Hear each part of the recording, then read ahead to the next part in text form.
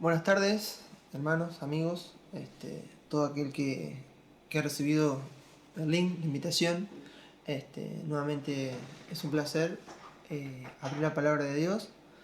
Venimos estudiando en estos días en que desde que empezamos a compartir en forma online este nuevo método, nuevo para nosotros, no es nuevo, pero sí lo estamos explorando y utilizando para la gloria de Dios.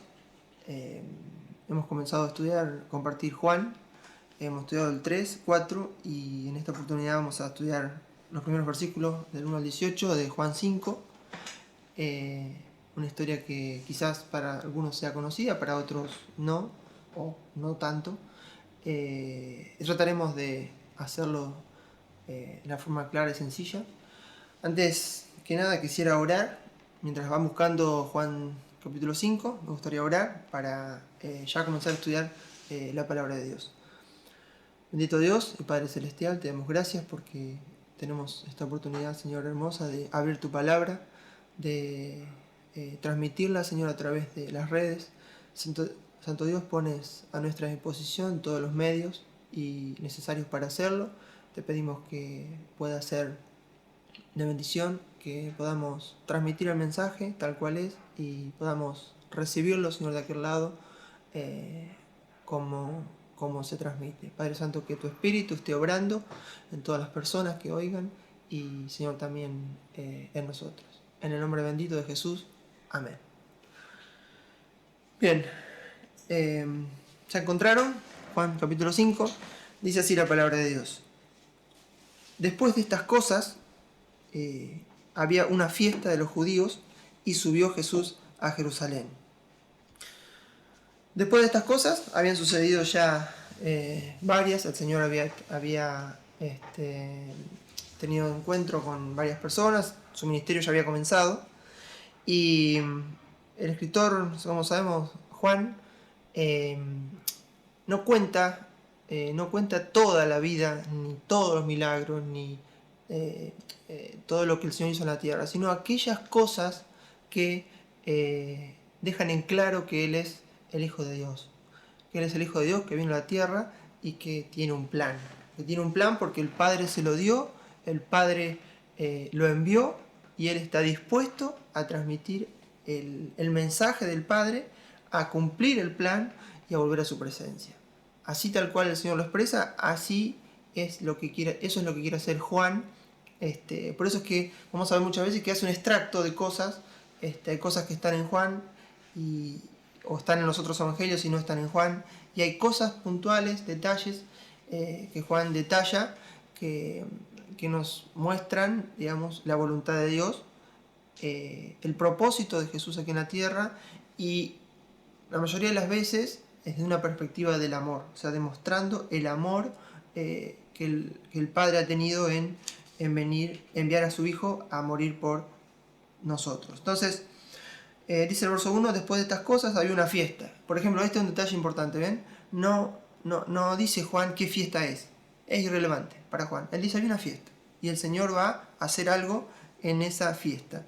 Y subió Jesús a Jerusalén, o sea, como que era la oportunidad que él encontraba para cumplir su plan, para hacer su tarea. También ahí dice el verso 2, y hay en Jerusalén, cerca de la puerta de las ovejas, un estanque llamado en hebreo Betesda, el cual tiene 5 pórticos. Betesda significa casa de misericordia.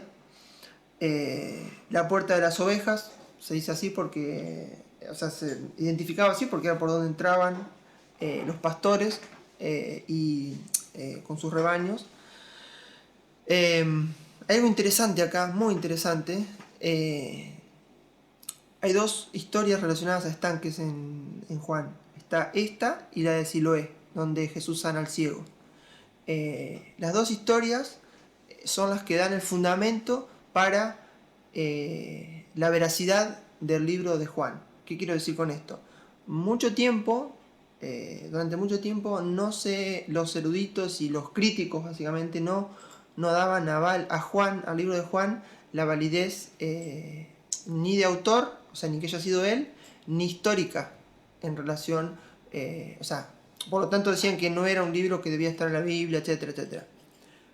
Pero cuando se demostró, o sea, mucho tiempo más acá, ¿no? De toda la escritura y demás, hubo un arqueólogo que descubrió el estanque este de Bethesda, descubrió el lugar físico, descubrió las torres, las columnas, digamos, porque en teoría donde había un pórtico había columnas. Entonces eso le dio la validez histórica al libro, digamos, y la precisión y la exactitud que el libro de Juan tiene, que toda la palabra de Dios tiene, pero que, ¿cómo es? No es lo mismo aquel que parte a conocer la palabra de Dios desde el punto de vista de la fe, desde aquel que parte desde el ateísmo, el escepticismo, muchos otros conceptos humanos y muchas veces, y la mayoría de las veces errados, que hacen que intentemos conocer a Dios desde la perspectiva humana. Y eso sí es errado. Conocer a Dios desde la perspectiva humana, Dios es espiritual, Dios es espíritu y se revela a través de su Hijo. Entonces, esto es importante. El estanque este de Bethesda, que es Casa de Misericordia, le dio la validez que cierra, digamos, como histórico y como real el libro de Juan. Con respecto a qué era ese lugar, digamos, siempre se creyó, o sea, una de las opciones que se manejaba es que era parte de los sacrificios del templo. El estanque de Siloé sí es cierto, pero hay 2 o 3 razones que voy a enumerar que es como que hacen ver que no era exactamente un estanque en relación a, o sea, hecho por los hebreos sí, pero no para fines religiosos. Dice que había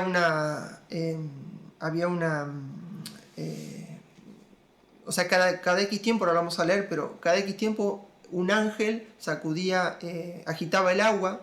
Esta es una porción bíblica que no está en la escritura, en los manuscritos los que conocemos, originales no está. Este es un concepto que se cree haya sido una leyenda, o también podemos verlo desde un punto de vista de las personas que asistían, es decir, la realidad es que el que agitaba el agua, la agitación del agua se producía porque había 2 niveles de estanque y se abrían compuertas y el agua bajaba. Entonces esa agitación producía, esa bajada de agua producía que el agua se agite. Es cierto que el agua tenía minerales, los minerales sabemos que son buenos, y producía algún efecto en algún tipo de herida y demás. O sea, desde el punto de vista estricto podemos decir que tenía alguna propiedad curativa, pero no era un agua milagrosa, claramente, no era un agua milagrosa. Y el versículo 4, que lo tenemos en nuestra versión Valera, no existe, no está. O sea, como que fue un agregado de ayuda de algún copista, pero que no tiene... o sea, hoy, con los manuscritos más antiguos que tenemos, podemos ver claramente que no está. Sigo leyendo para no perderme. Entonces, verso 3 dice: en estos lugares yacía una multitud de enfermos, ciegos, cojos y paralíticos, que esperaba el movimiento del agua. O sea, había ese lugar por tener propiedades milagrosas, o que muchos creían que era así. Era el lugar donde claramente las personas iban a querer sanarse. Quizás alguno ha recibido algún beneficio, como ya lo comenté, pero la gran mayoría de personas que asistían a ese lugar con problemas crónicos no recibían lo que iban a buscar. Entonces Entonces viene el verso 4 que comentamos, dice, porque un ángel descendía de tiempo en tiempo al estanque y agitaba el agua, etcétera, etcétera, y el que primero descendía al estanque era el que recibía el beneficio. Bueno, este versículo ya lo comentamos. Dice, verso 5 ahora, había allí un hombre, ¿no? Y acá es la historia que el Señor va, del hombre que va a ayudar. Este hombre es un hombre común, con un problema físico. Puede ser usted, puede ser yo, digamos, cualquiera de nosotros. La realidad es que dice la Biblia que, da un dato importante, dice que hacía 38 años que tenía un problema, o sea, no podía desplazarse, era paralítico, y o sea, mucho tiempo llevaba esa carga. Entonces, dice el verso 6, que cuando Jesús lo vio acostado, y eso es precioso porque nos hace ver que una mirada del Señor Jesús identificó claramente la gravedad del problema. O sea, cuando el Señor Jesús, cuando Dios mira tu vida, ve mi vida, Él ve claramente lo que hay, todo lo que hay en mi vida. Mis problemas físicos, mis problemas espirituales, mis problemas sentimentales, psicológicos, todo. Dios, hermano y amigo, ve absolutamente todo lo que sucede en tu vida. Una mirada de Dios puede ser la diferencia entre seguir como estás o que cambie tu historia. Si tu historia es del lado de Dios, si tienes una relación con Dios, la mirada de Dios es purificadora. Es esa mirada amorosa, esa mirada tierna que te dice, hijo, en esto te estás desviando, cuidado, esto está bien, esto está de acuerdo a mi voluntad. Ahora, si tu vida es alejada de Dios, esa mirada puede ser la que cambie la historia de tu vida. Otro detalle, dice, lo vio acostado y supo que llevaba tiempo así. Es decir, no nos dice la Escritura quién le contó que llevaba mucho tiempo así. Tampoco lo dice la Biblia, ni Juan da el detalle que él llevaba 38 años así. Juan lo escribe, pero no dice que el Señor lo sepa.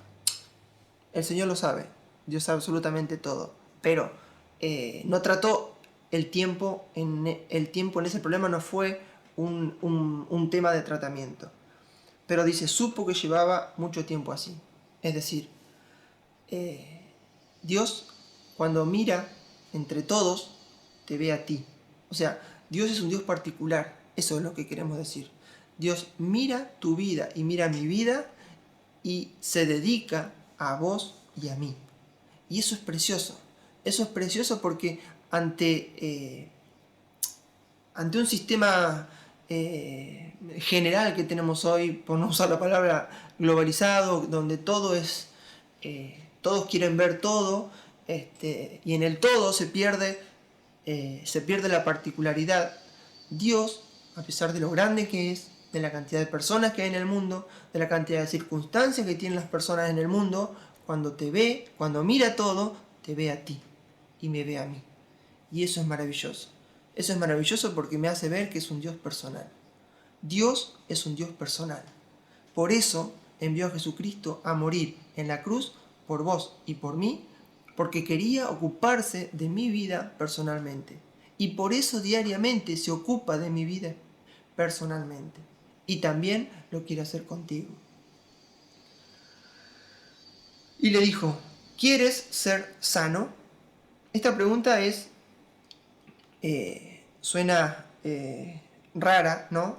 Porque imagínense, un ser humano, uno pasa por la calle, ve personas que a veces tienen necesidad, piden una ayuda, y uno ve a esa persona, o sea, sigue caminando y sigue su vida, o a veces hay otra, depende del lugar donde uno esté, pero uno lo ve y sabe claramente lo que necesita. Ahora el Señor Jesucristo le dice, ¿Quieres ser sano?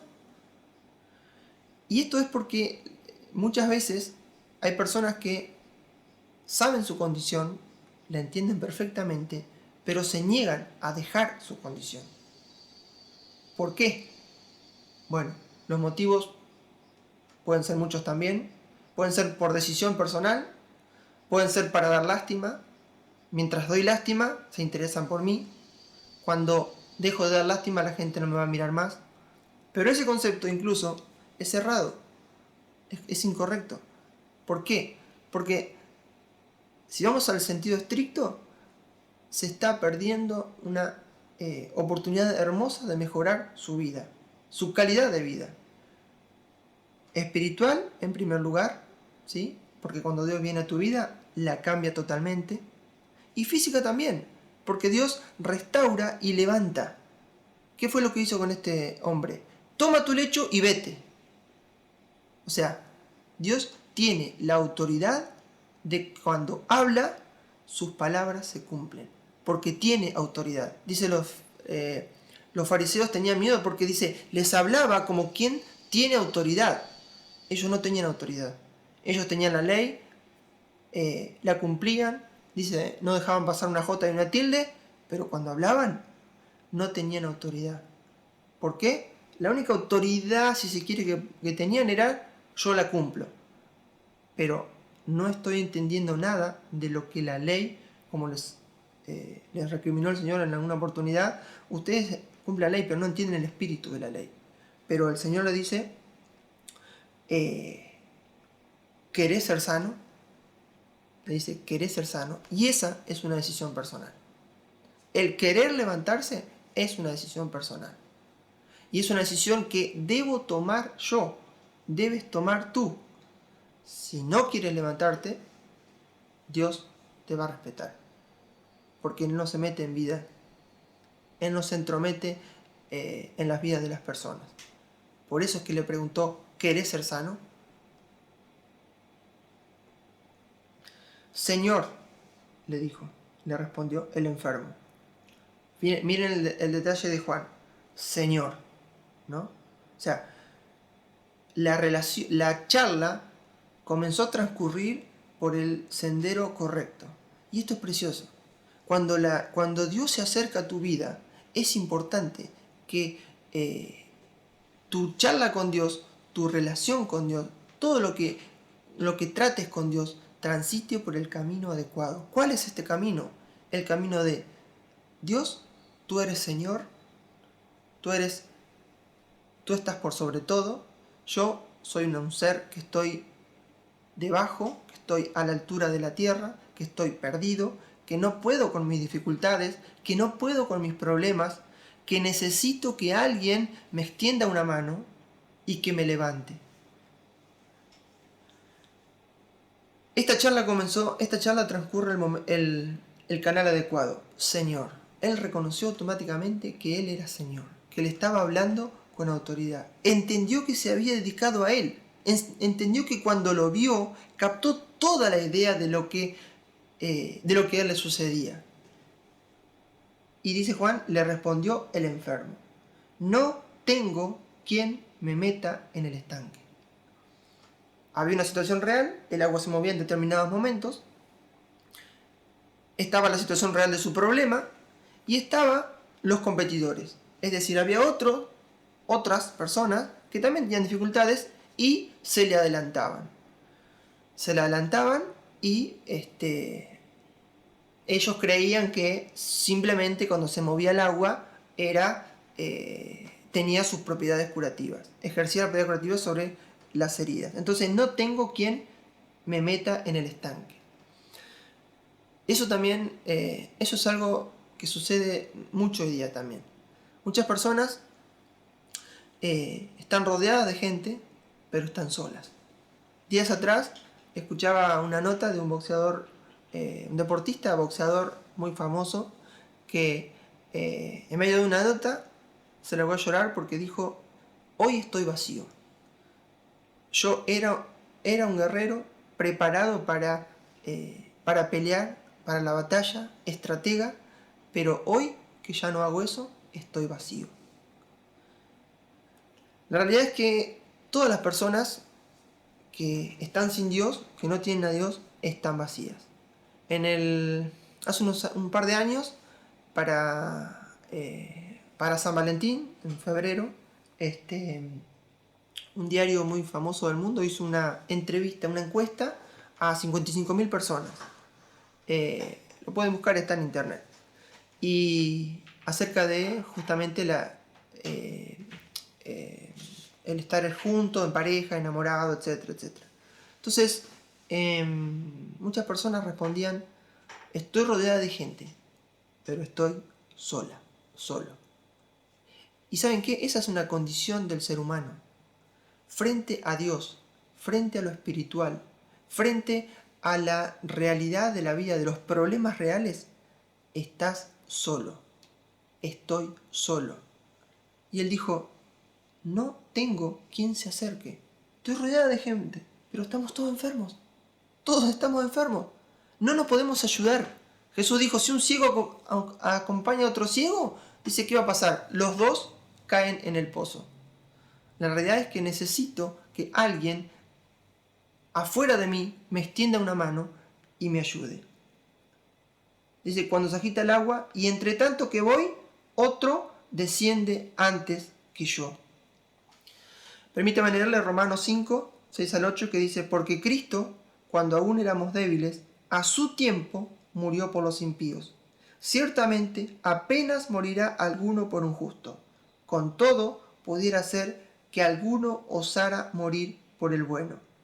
Mas Dios muestra su amor para con nosotros en que, siendo aún pecadores, Cristo murió por nosotros. Es decir, Dios vio la necesidad, envió a su Hijo. Tuvo un plan, envió a su Hijo. Su Hijo encarnó perfectamente la figura de ese plan que Dios hizo. Nos mostró a Dios, porque dice que Jesús es la revelación perfecta del Padre. Es la expresión correcta del Padre. Él vino a este mundo, vivió aquí, anduvo, hizo milagros, etc. Pero su propósito era morir en una cruz para que nosotros tengamos relación con Él. Dice, a su tiempo. Dios lo hizo todo a su tiempo. Dice, éramos débiles.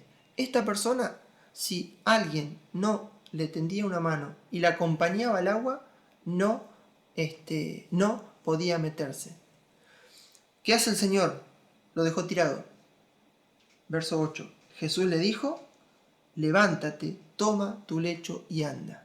Es decir, voy a hacer algo mejor que lo que vos me estás pidiendo. Y la realidad, querido hermano, querido amigo, que no conoces a Cristo, Dios siempre hace lo mejor para vos y para mí. Él dio lo mejor que tenía, a su Hijo Jesucristo. Saben que muchas veces yo pienso, por la gracia de Dios, tengo tres hijos. Muchas veces pienso en esto, digo, si me tocara esta situación, ¿daría uno de mis hijos por la vida de algún otro ser humano? Me hago muchas veces esta pregunta, y no querrán saber la respuesta. Pero Dios dio a su Hijo para morir por nuestros pecados, cuando aún éramos débiles, cuando estábamos imposibilitados, cuando no podíamos entrar al agua.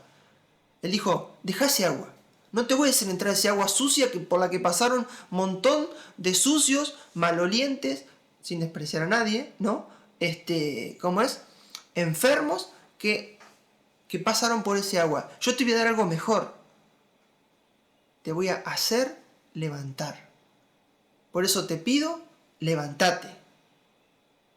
Hoy diríamos, en el nombre de Jesús, levántate. No es que vamos a andar haciendo milagros, pero te vamos a decir espiritualmente: aceptá a Jesucristo como Señor y Salvador de tu vida. Levántate espiritualmente, anímicamente, psicológicamente. Dios restaura absolutamente todas las áreas de tu vida. Y la siguiente orden que le dio: anda. Levántate, toma tu lecho. O sea, llévate en tu mente el recuerdo de dónde saliste. Recordá que estabas en una cama. Recordá que pasaste 38 años de tu vida postrado y que hoy, a partir del 22 de marzo del 2020, vas a poder levantarte y vas a poder andar. Así es Dios, amigo. Así es Dios. Dios te da la posibilidad de levantarte y andar. ¿Por qué? Porque Jesucristo murió en una cruz. Jesucristo murió en la cruz y pagó el precio cuando aún eras débil, cuando aún éramos débiles. Ahora, si aceptas a Jesucristo como Señor y Salvador de tu vida,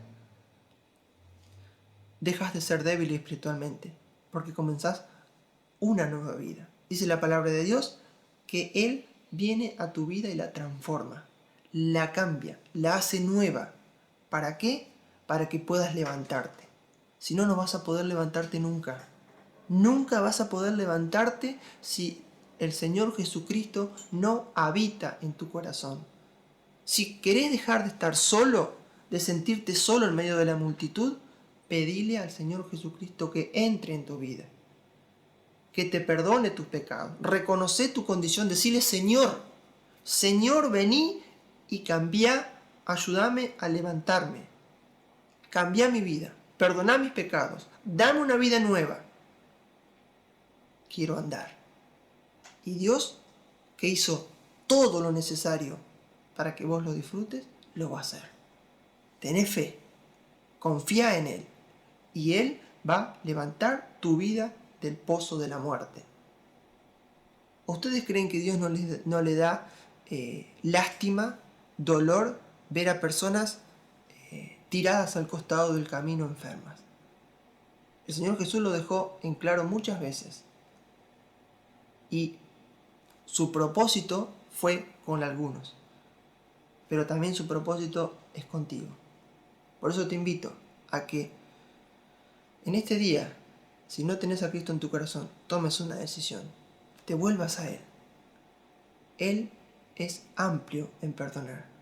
Trae tu vida, trae tu miseria, tu pecado, todo lo que sos a los pies del Señor Jesús.